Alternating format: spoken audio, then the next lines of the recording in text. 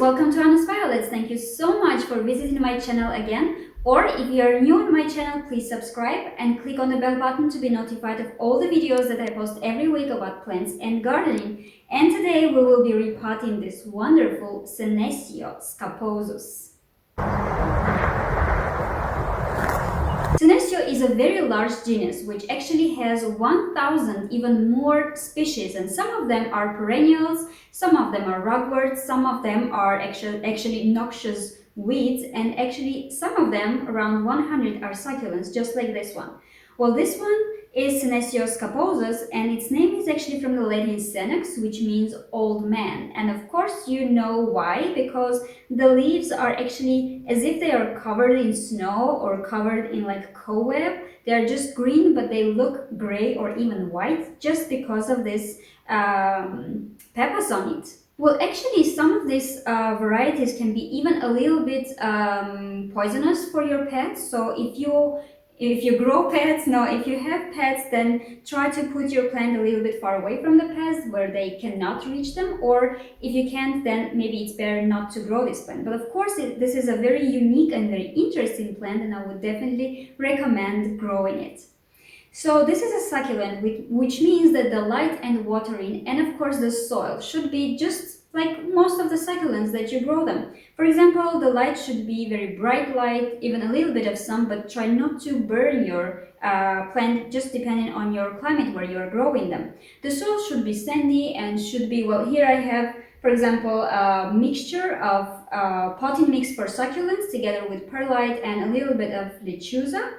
So I have mixed them all, and I believe that this is even better quality for my succulents. I try to grow them in this kind of mixture. Well, watering, of course, you need to water them thoroughly, but then let the soil get dry between the waterings. This is, well, most of the succulents you grow just like this, right? So the most important thing about these succulents is actually they're so drought resistant. So for example, already established plants, they can just go without watering for even a couple of weeks. And if you haven't seen my test on watering of succulents, the link is here. You can just watch that, and where I show that, for example, if you don't water your succulents for about 10 days, nothing will happen to them. Well, as you can see, they are actually small stemless succulents that can actually grow lots of babies around the bigger plants.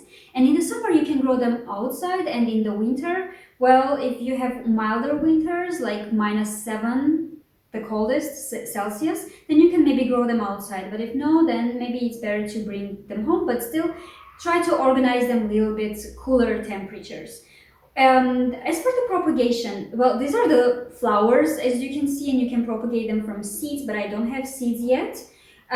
So the flowers can be small white, small yellow, and this is what I have. And still, it's fine. I mean, it's a little bit unique, right? So I don't see any problem there, even though I don't have this like bigger and bright colored flowers here, so everything is fine. As for the propagation, you can propagate them with seeds, as I've already told you. You can just separate the bushes, you can just separate the plants. For example, here I have many. I can easily separate them, and I will have then many plants. But in this case, I would actually prefer growing them all together, because for me they look just nicer, and I will just repot it in this bigger pot. Of course, it will be in this pot with holes, and then in this ceramic pot, just to make it more beautiful. And another way of propagation is actually with leaves, as all succulents, right? So you can just cut the leaves, put them in the soil, keep it a little bit moist, and that's it. Okay, so let's jump in. So we're taking this plant out of the pot. I will squeeze a little bit from the sides to help the plant go out easily. Just like this. Look at the roots.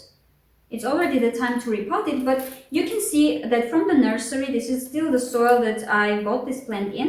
So from the nursery, they come not in a sandy soil, but in a little bit like, well, to me it looks like a little bit turf, peat moss even, which is actually, well, good for the nurseries, but when we grow them in our homes, it's better to repot them, and repot in a sandy, really well-drained soil. Alright, I don't want to mess too much with the roots. That should be fine.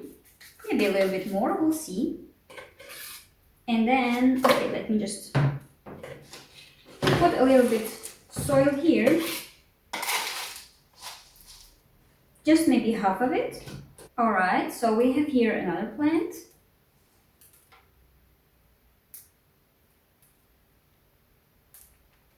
You need to see these roots. Look how like healthy and big they are, and like thick, wonderful roots. Alright. So these two will come here. This one here. And with this one, I can actually take a couple of leaves from here and I will propagate this, and I will show you later the progress. It's that easy. You just remove a couple of leaves to have the stem a little bit open so that not all the leaves will be in the soil. And now that we have a small like foot here, we can actually plant it. But for that we will need to add soil first of all. So let me just put it here, maybe just this, like this.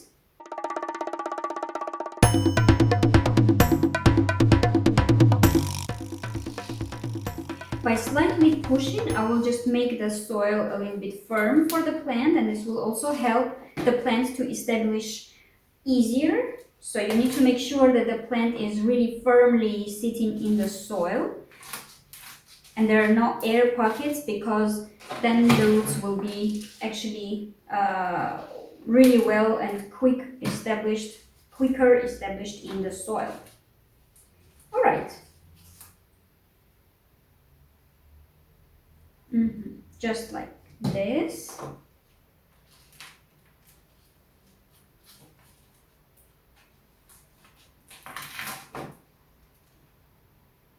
And now from this side. And now this one can go just like this. Like you just stick it into the soil, push a little bit, and then with your finger you can just push a little bit on the soil to make it firm around the plant. And add a little bit soil for stability. Of course, when we will water it, it will be kind of better here. Ready. The most interesting and the most important part about this Senecio is actually fertilizing. Well, fertilizing, we think that we are helping our plants to grow better, to get the nutrients and to bloom, but not with this plant. Because if you fertilize them, for example, once a month, this should be absolutely enough. And especially in the spring and summer, in autumn and in winter, these plants go a little bit dormant, so you don't need to fertilize them at all. But even if in the summer you fertilize them too often or too much, this way you're not helping your plant, but actually you're harming your plant, because this can promote leggy growth. So you definitely don't want that, right? That's it.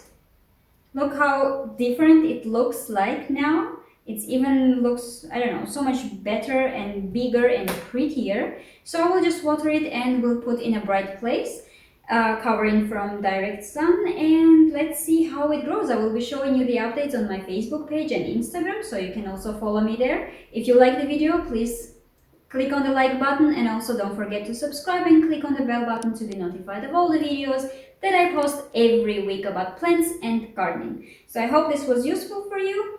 And stay passionate about plants. See you next time.